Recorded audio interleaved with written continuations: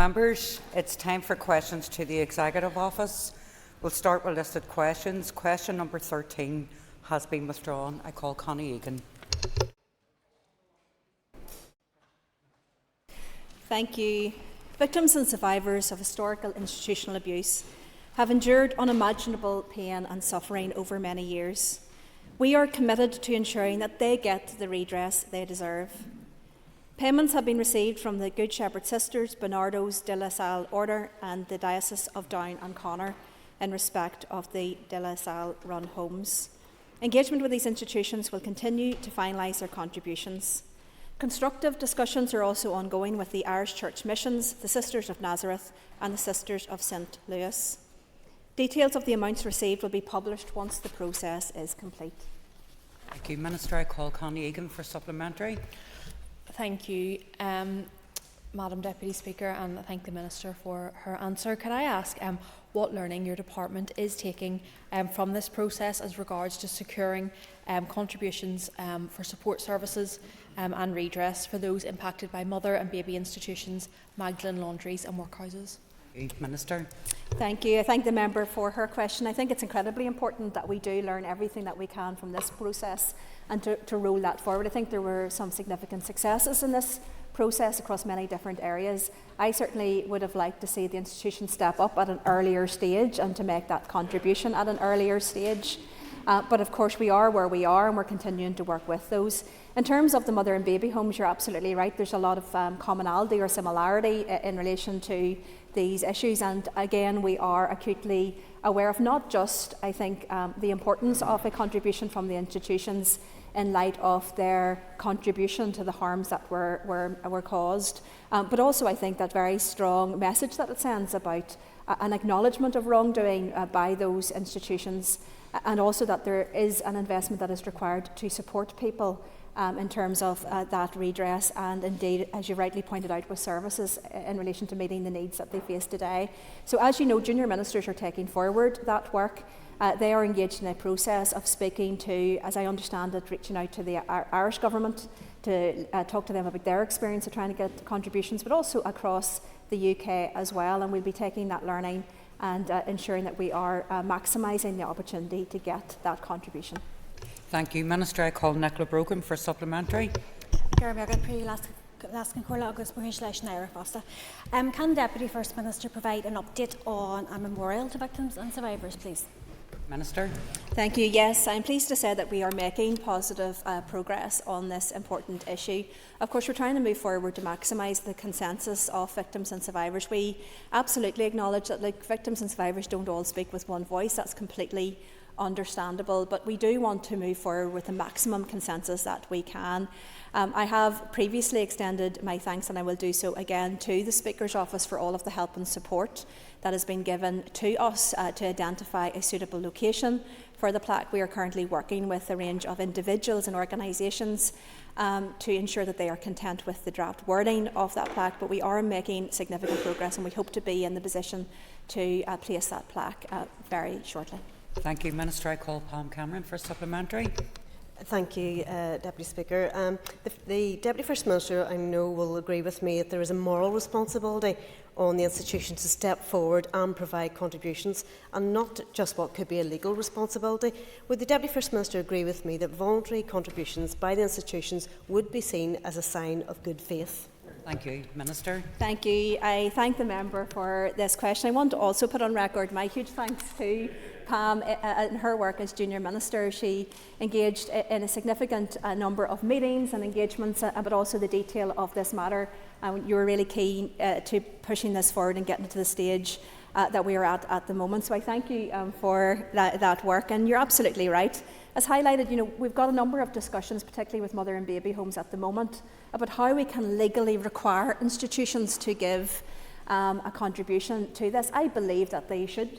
We have looked, as the member would be aware, internationally. There's no examples of a place successfully being able to legally require institutions to make a contribution.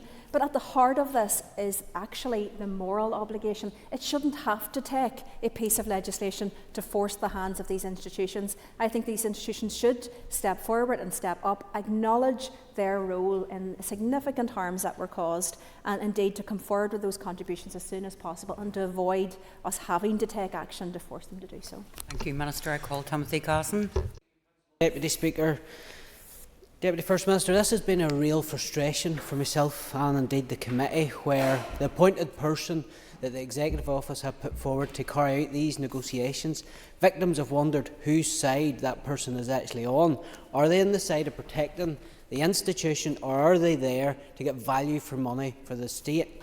My question to you is that if money isn't forthcoming to this inquiry, to this redress, will assets be considered that we will go after as the Executive to ensure that victims get money out of these institutions that have caused the problem? Thank you, Minister. Thank you. Of course, important issues at play here. At this stage, we have paid out just over £108 million worth of compensation, well over 5,000 applications received. Of course, the scheme is now closed, and there's only a small number of those applications left. Those are being assessed, and it is anticipated that we will finish, the panel will finish that work in November, so all of those left to be assessed will be completed by November. That's the aim. But of course, those discussions with the institutions have been ongoing. There are legal challenges, there's no doubt about that. I can assure the member that we have pushed as hard as we possibly can to make clear that we do believe the institutions must contribute. We believe that there absolutely is a moral responsibility as well as an acknowledgement of fault. However, there are real legal challenges. That's why internationally no other state has been able to bring forward legislation to compel contributions from institutions. I specifically asked the question in relation to assets. I am advised that sometimes in terms of asset transfer it can actually be a liability for the government around issues of contamination or the state of those premises. So we need to be really careful that actually if we are going down that route, it provides value and additional resources for those victims' survivors. But of course all of this is underwritten by the state. And that's the challenge. That's £108 million, rightfully recognising what people have gone through. But of course, that is going out through the state at the moment, but with a small contribution from the institutions. And that is something that we are continuing to pursue, but it has been a challenging situation legally. Thank you, Minister. I call Colin McGrath.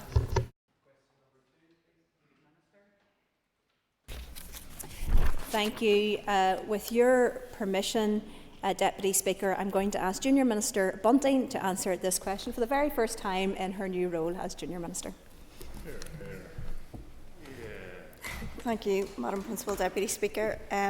Just by way of context, the framework is based on 4 themes with 6 outcomes, 8 guiding principles and 19 priority areas, and sits alongside an initial 2-year delivery plan comprising 14 actions, all of which are progressing well. We're determined to do everything we can to stop the harm and abuse faced by women and girls who we know are disproportionately affected by violence, abuse and harm. And the member will know we're 2 years into a 7-year framework, and a crucial area of work at this stage is prevention. A key area of focus is challenging those harmful attitudes, cultures and behaviours which can escalate and then lead to actual violence. So we had allocated funding of £3.2 million to the Ending Violence Against Women and Girls Change Fund, and we're delighted to have been able to secure an additional £2.2 million, which will further advance work in this area because indeed some of the local council work was oversubscribed. The councils are embedding action to end violence against women and girls into their service delivery and developing signposting and resourcing for local communities. Each is running numerous projects for women and girls, but men and boys are also included. In addition, 8 community and voluntary sector expert organisations are delivering activity that will strengthen the impact and reach of ending violence against women and girls expertise and programmes which support schools, tertiary education, communities and workplaces. By way of further information, the Power to Change campaign, jointly launched by TEO, DOJ and the PSNI in January 2025, targets harmful attitudes and behaviours of men and boys and uses the active bystander approach, and that's where people are taught how to safely intervene if they see inappropriate or unwanted behaviours. I appreciate my time's up. Thank you. Thank you. Minister, I call Colin McGrath for supplementary. Thank you very much, Principal Deputy Speaker, and I thank the Minister for her first answer to this House and appreciate that it is on an issue that is of great importance and one that she will fully endorse and support. But given that the framework says that the responsibility for this lies with everyone and leadership starts at the top, would the Minister agree with me that this should be a standing item on the executive agenda so that every Minister can take responsibility for what they need to deliver on this area, so that we don't just have a strategy that is left on a shelf and that we have more than words for women that need protected from this strategy? Thank you, Colin. Minister. Thank you, Madam Principal Deputy Speaker. I fully appreciate where the member is coming from, but I think it is abundantly clear that the Executive takes this issue seriously. This is a strategy that, whilst it sits with TEO, has been agreed by the entire Executive, and there are indeed regular updates and there are oversight bodies into which other ministers contribute. The other thing that I would want to highlight to the member is that working better together is one of the 6 outcomes of the strategic framework, and it's embedded in the programme for government. So we are working collectively with Executive colleagues in a number of key work areas in the delivery plan, and that includes sectoral groups on safer socialising, workplace, tertiary education and the Healthy Relationships Forum. Look, clearly successful delivery of the strategic forum is reliant on close collaboration with a range of departments, and that includes education, health, justice, and we remain committed to this approach with all executive departments. The Department of Health and Department of Justice jointly lead the Domestic and Sexual Abuse Strategy, which was published in September 2024 and it's aligned to this framework. Officials are represented at senior level on the governance structures for the Domestic and Sexual Abuse Strategy, and DOJ and DOH are represented on the governance structures for the Ending Violence Against Women and Girls Strategic Framework, and this is to ensure alignment, augmentation, but also to avoid duplication of effort, and I hope that helps the member. Thank you, Minister. I call Emma Sheeran for supplement.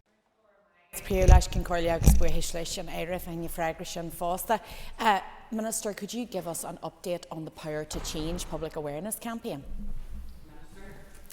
Thank you, Madam Principal Deputy Speaker, and I thank the member for raising this important question.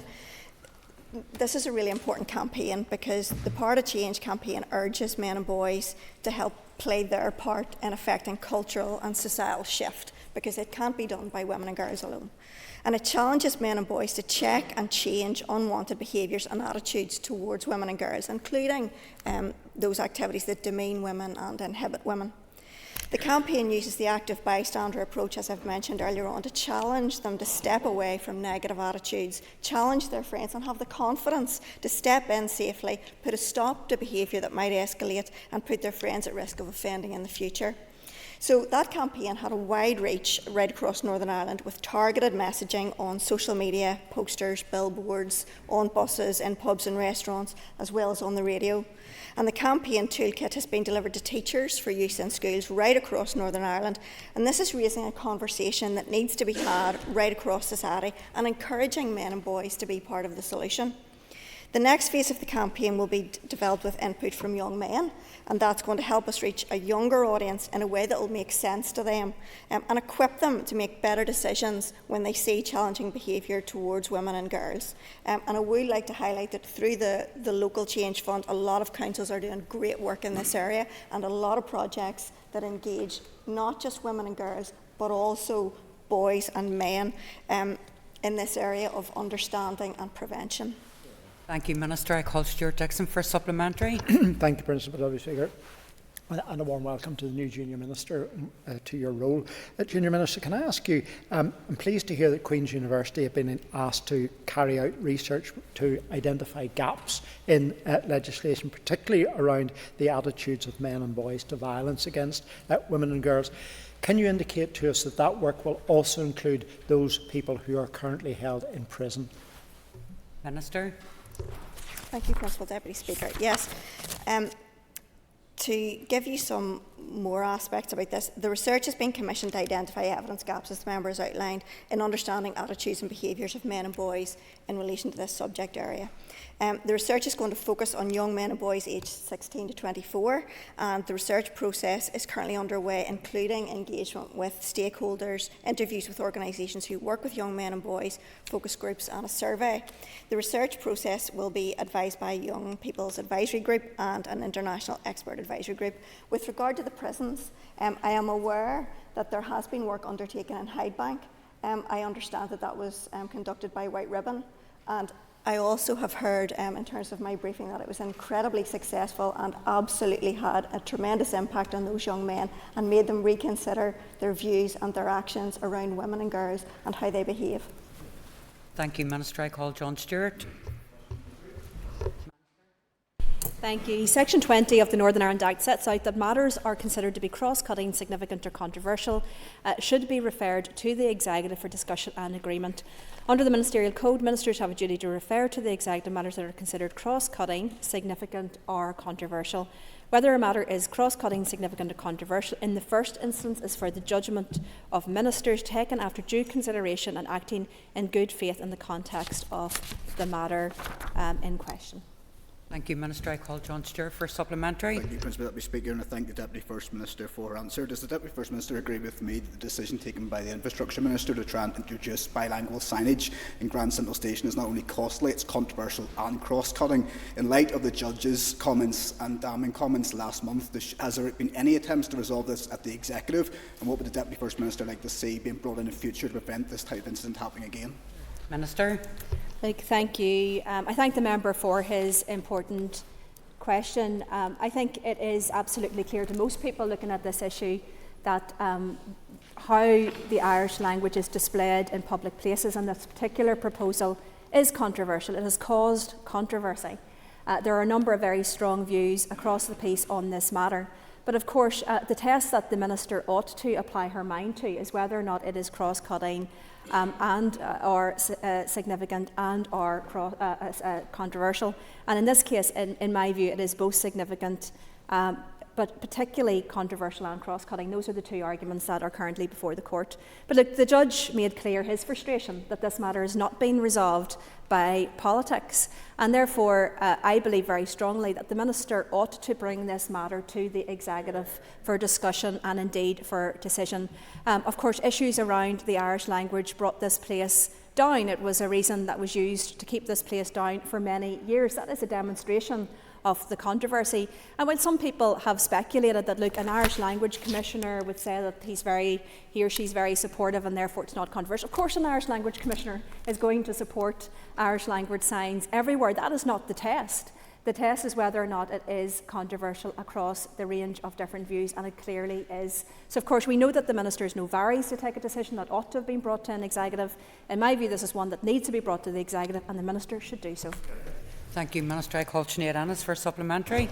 Pre-last Concorla, can the Deputy First Minister outline why the Ministerial Code has not been amended following the passage of the Executive Functions Act?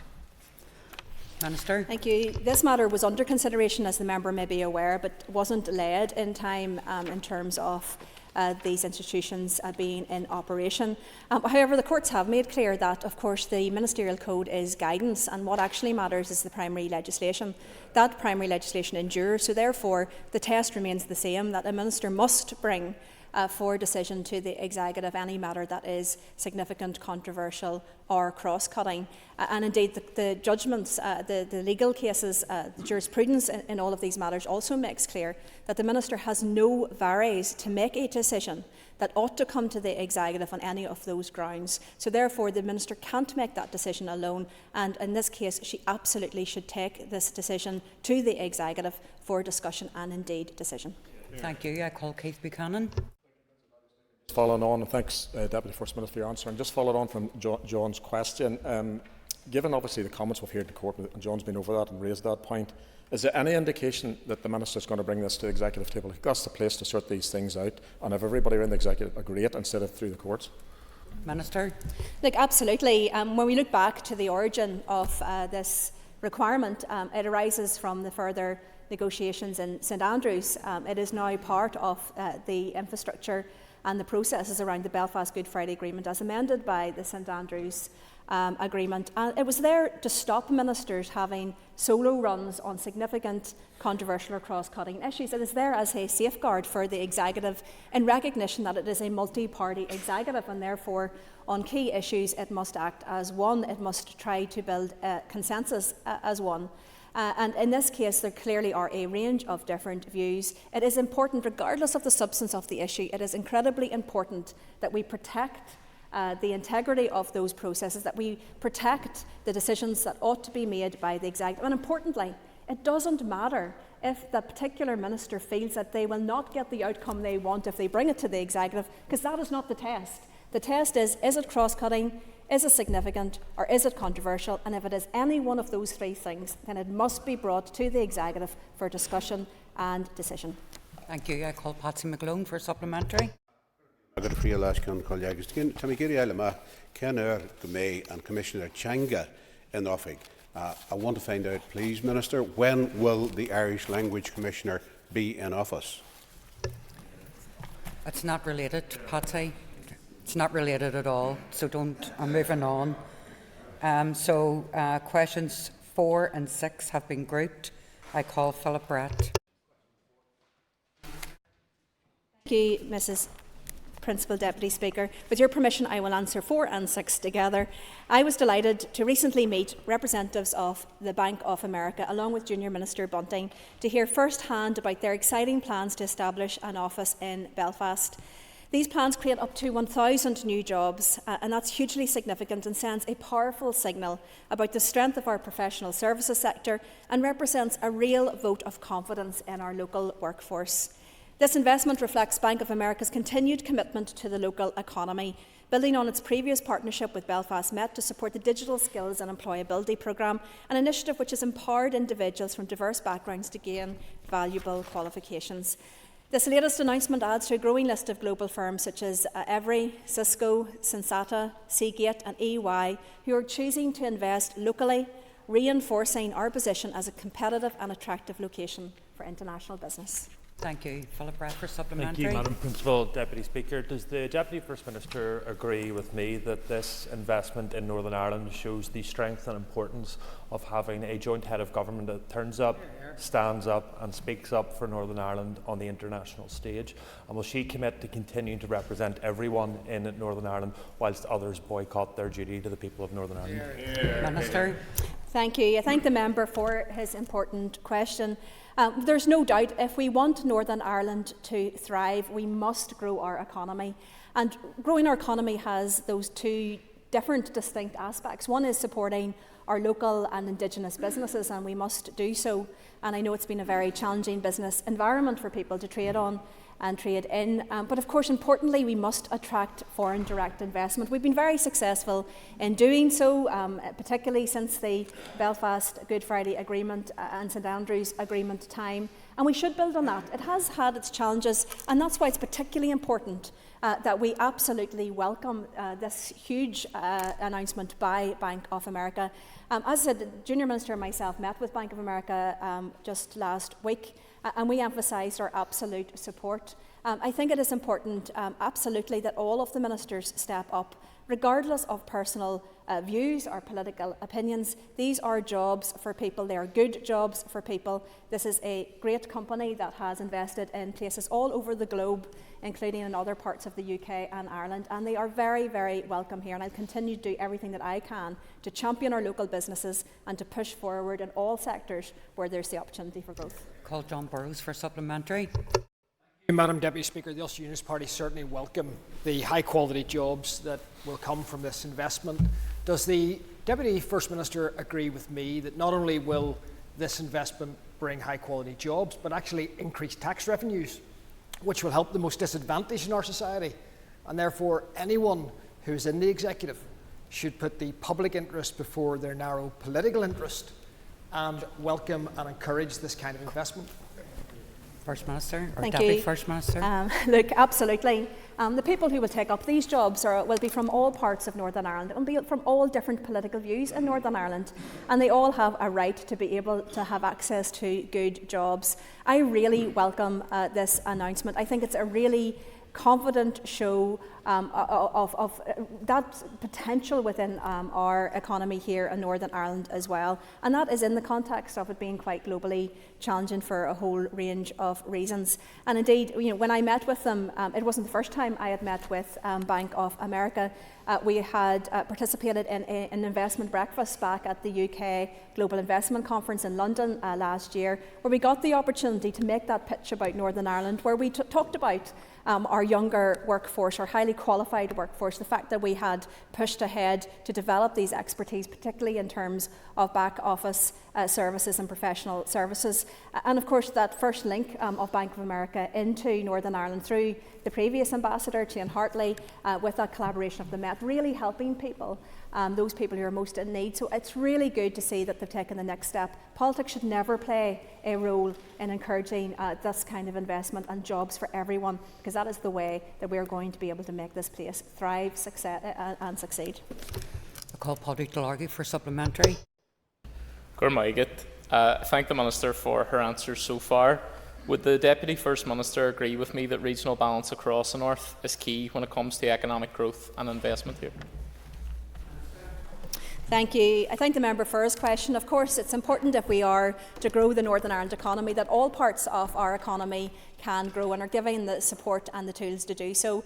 Along with the First Minister, I attended the opening of the DigiHub down in Omagh, and it was fantastic to see so many people already taking up those spots. I think it was almost 20 companies within that DigiHub where they're able to have a workplace, to have that access to the tools that they require in order to have their businesses from somewhere close to where they live. That is really important. I attended the Queen's University AI conference, and one of the observations that they were making at that conference is that the more and more that we go into the digital space, the more that companies are very much around that technological and digital advancement, that the more people are being able to work from all parts of the world. It doesn't have to be in those big hubs of, for example, London and Paris. It can be from every town and village throughout. So that's something absolutely that we want to encourage.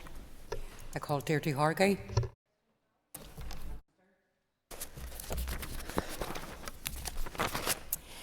The Executive has made a strong start and continues to work together to progress the key priorities outlined in the programme for government.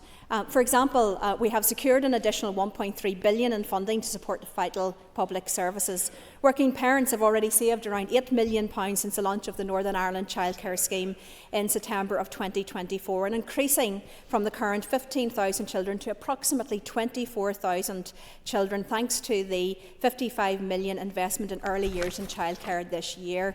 Nearly 59,000 additional outpatient, diagnostic and inpatient procedures have been delivered through that ring-fenced funding for health waiting lists of over 200 million, putting us well on track to meet the programme for government target of 70,000. We delivered the strategy to end violence against women and girls, but not only just a strategy, but of course a delivery framework with actual money out the door, working with those organisations and changing people's lives on the ground. We have committed substantial investment to protect and restore Lough Neagh, over £20 million over last year and this year, into working to try to tackle the big issues faced by Lough Neagh. We've agreed our transformation board, established a delivery unit, we established an AI and digital unit. We are driving forward that transformation with the first £129 million of that transformation fund already being out to reform and transform the public sector. These are just some examples of the work that has been happening right across other departments. And while some don't want to acknowledge that, I am very proud of the start that we have made, but we are not complacent. We know that there is much more to be done, and that is why we are driving forward that delivery in this Executive. Deirdre Hargey for Thank supplementary. you for that comprehensive list. And obviously the programme for government also outlines the need for an Irish language strategy, including the promotion and greater visibility across the public sector.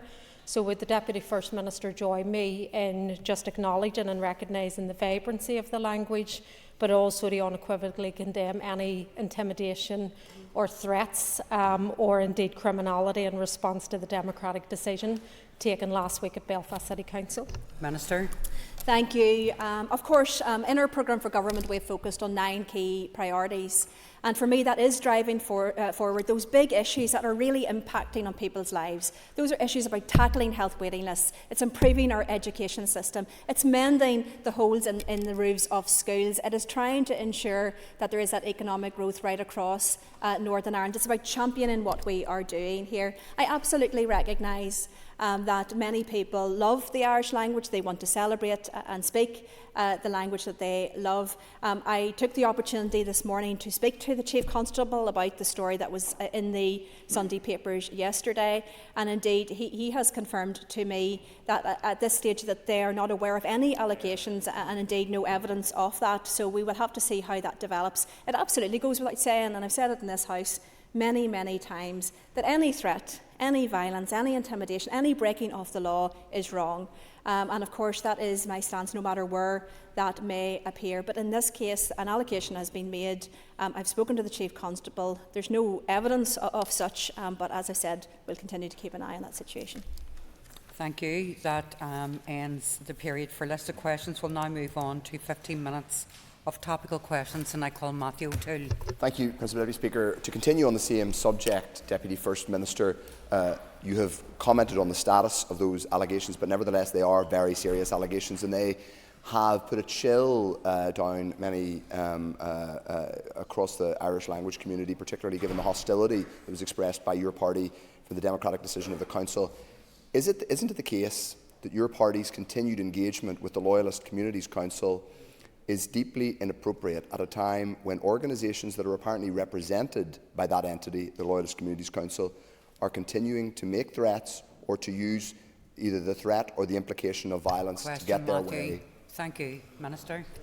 Thank you. Look, the reality is, as I've said, what we are focused on are the issues that really matter to people. And what I find frustrating is when I'm standing here saying to you about the huge amount of work that has to be taken in order to reduce those health waiting lists, to support people to get the operations that they need, to transform the health service, to fix the challenges within special educational needs, to grow our economy. What you want to bring it back to constantly is where there is political disagreement on certain issues. The reality is, and I cannot be clearer, all paramilitarism is wrong. It always was, it still is, and it will be in the future. There was never any justification for it. There was always an alternative. I could not be clearer.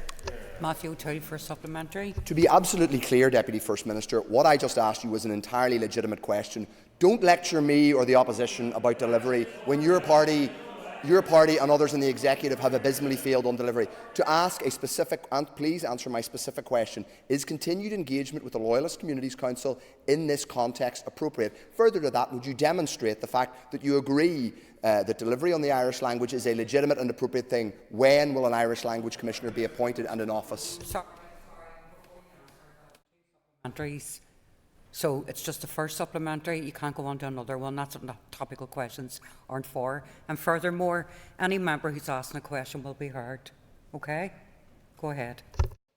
Okay, thank you. And I think it's a perfectly legitimate answer back to you to say, if your party criticises others for allegedly not focusing on the big issues, yet week in and week out you come to this House and you try to find political wedge issues in order to get a bit of a headline or a tweet, and quite frankly a social media post that only shows his question and never the answer. The reality of it is this. The reality of it is this. You are sitting from a party that engaged with people who were not on ceasefire.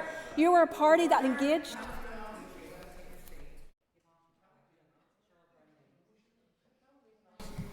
Thank you, Madam Principal Deputy Speaker.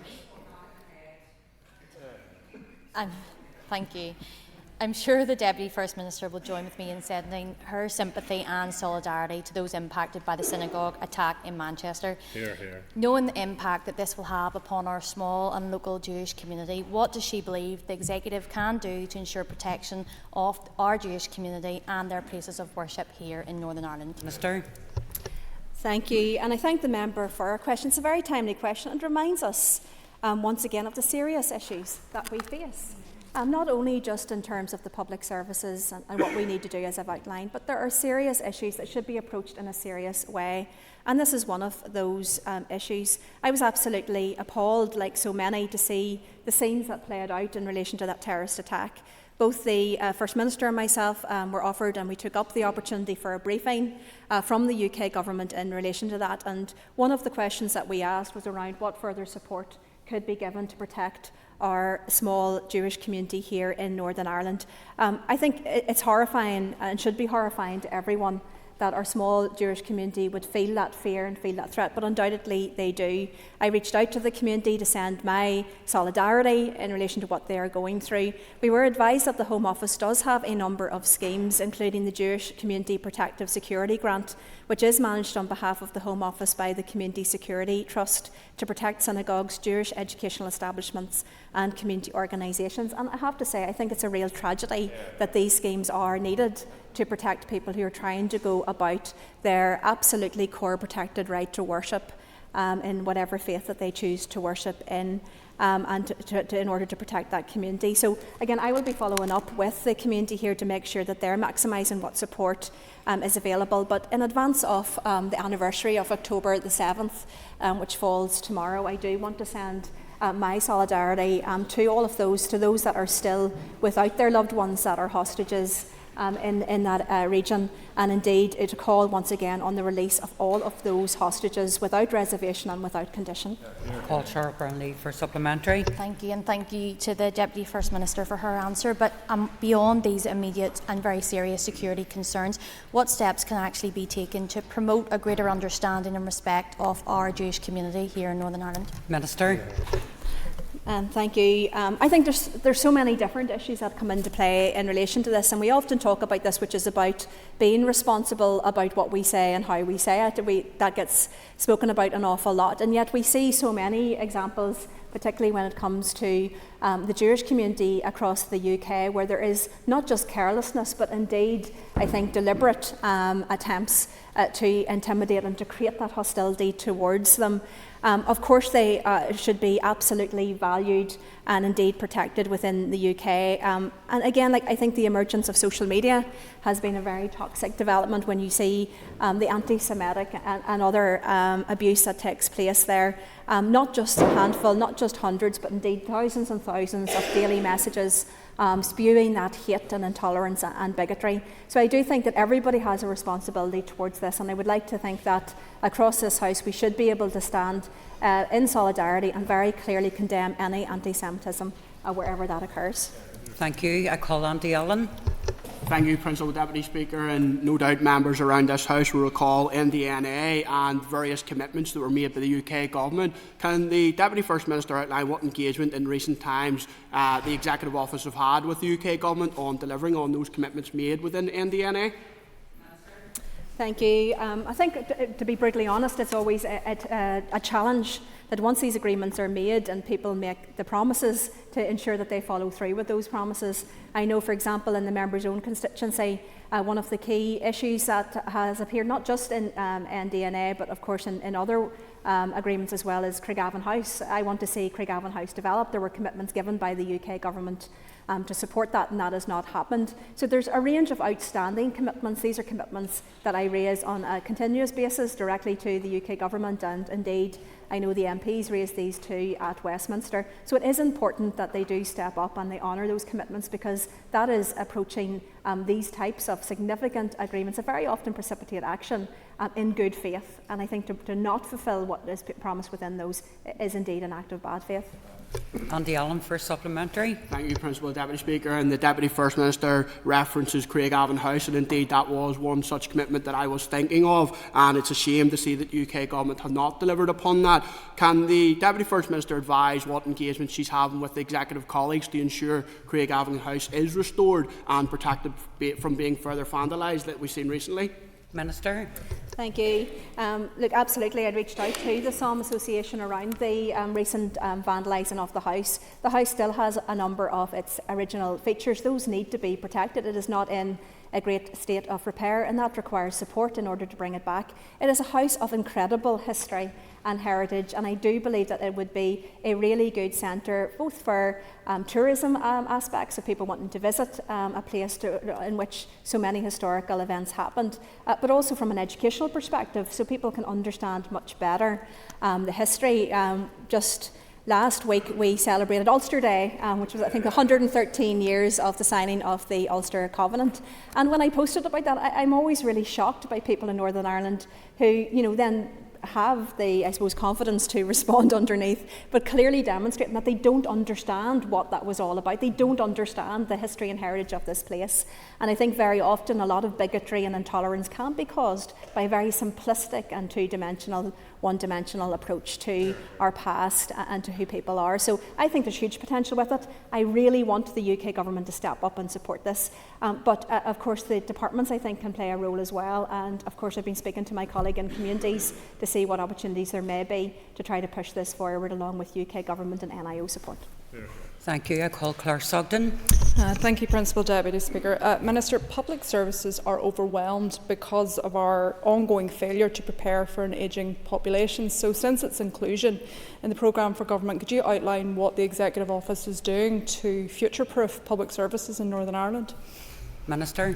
Thank you. I thank the member for her important question. As the member is aware, we take a life cycle approach in relation to all of our public services, indeed most of our key priorities. There will be some that are less relevant than others, but I would argue that even the likes of affordable childcare, there's a big impact on our older population because many of those people are stepping in to do unpaid childcare, and it's an incredible thing that they do, but in much greater numbers than ever before. And I think that is also a demonstration of the active lives as well that people can now have into much later life. But you're absolutely right. I think it's important that we continue to not only monitor the situation, but to project forward in terms of our needs. We know that there's going to be needs in terms of the health and social care system, in terms of the types of illnesses that we're facing, not least around Alzheimer's and dementia. And of course local council is looking at that age-friendly approach. I had the opportunity within Lagan Valley to attend the Lisburn and Castlereagh Council age-friendly event with so many organisations working with our older people across the constituency. Lagan Valley is a good example of a constituency that is an ageing constituency, and that is an ageing constituency with needs. So of course it has to be mainstreamed. It has to be mainstreamed in everything that we do, and we need to make sure that we are taking that fully into account in all of our EQIA screening. We've just appointed, as you know, our Older Persons Commissioner, but also in terms of the reporting and the monitoring of our programme for government. I call Claire Sugden for supplementary. Thank you, and I appreciate the Minister agreeing how important it is for moving forward. However, we need a tangible plan. We need to recognise it. I think it was Chris Whitty who said that we need to be designing our public services to reflect the population that we serve. So how is the Executive particularly doing that so that we don't find ourselves in a much worse situation than we are now? Thank you. As I said, this is mainstreamed absolutely within departments in terms of policy development. But one of the initiatives that we are doing is pushing forward better data analytics, particularly through the work being pushed forward by our Chief Scientific and Technology Officer.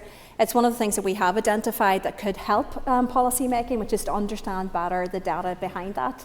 But importantly as well, to make sure that that is linked to what we are doing. So there's no point having all of these fantastic data sets if we are not actually putting those into practice.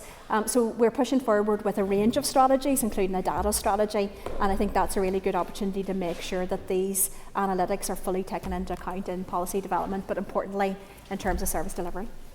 I call Alan Chambers. Thank you, Principal Deputy Speaker. Minister, the Northern Ireland Policing Board recently rejected calls to support the call for an immediate public inquiry in regards to the McCulloch report.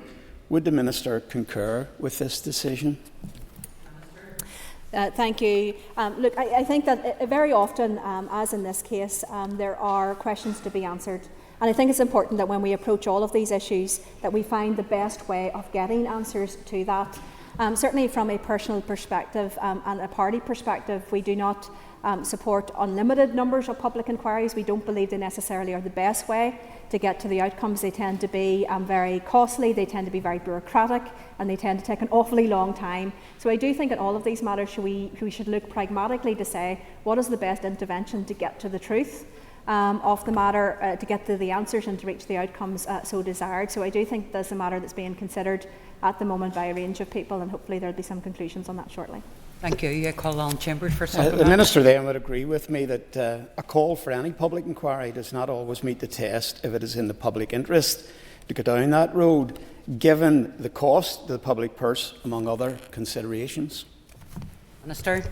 Thank you. Yeah, look, I think it's important to take all of these matters into consideration. And as I said, look, I'm a great believer that there are a range of different options that are available. And indeed, if the legislation isn't there to provide for those options, that is something that we should consider. At the moment, we've got a Public Inquiries Act, to which public inquiries can be activated within. But as it can be seen by the Historical Institutional Abuse Inquiry and the Mother and Baby Home Inquiry, it is felt that neither of those were fit for purpose, and therefore we had to bring forward a tailored legislative option to take more fully into account what it is that we wanted to do. So I think there are a range of options within that. That's not just one massive big public inquiry or nothing. And I think that's something that needs to be very actively looked at right across our system. So that ends questions to the Executive Office. We'll move on to questions. No, not during a point of order. Andrew will take it afterwards. Is that okay? Thank you. Okay, thank you. So we'll now move on to questions to the Minister for Health. And I call Colin McGrath. Question number 1. Minister. Thank you, Principal Deputy Speaker. As members are aware, I issued a ministerial direction to implement the pay recommendations for 2025-26.